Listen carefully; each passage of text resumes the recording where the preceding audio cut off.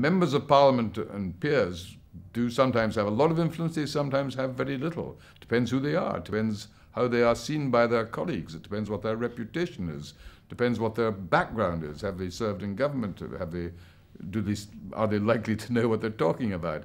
So it's not possible to make a general statement about that. Some members of Parliament, some members of the House of Lords have enormous influence, relatively speaking.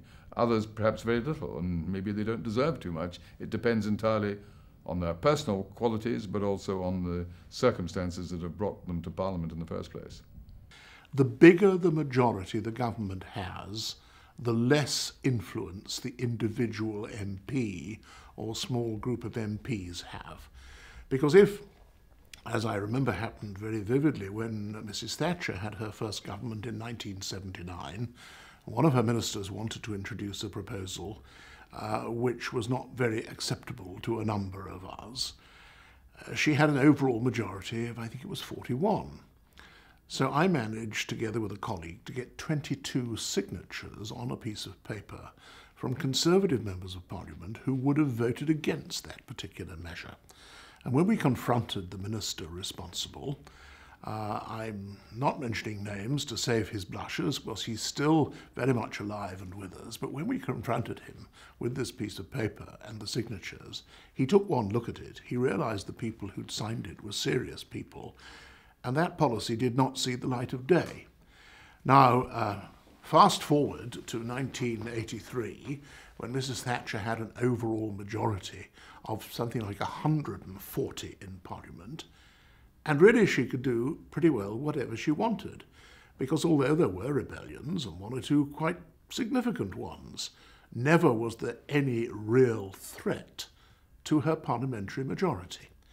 You have to remember that at the bottom of all this, in our system, unlike the American one, there is not a physical separation of powers between the executive and the legislature. In America, in the United States, if you're a member of the president's cabinet, you are not a member of Congress, you are not a member of the House of Representatives or of the Senate. You might have been one in the past, but you cannot at the same time be a member of the government and a member of the Legislative Assembly.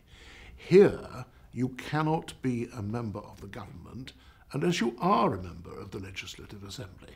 Every minister in government is drawn from the government side of the House in the Commons or the Lords, most in the Commons, but there are a fair number in the House of Lords.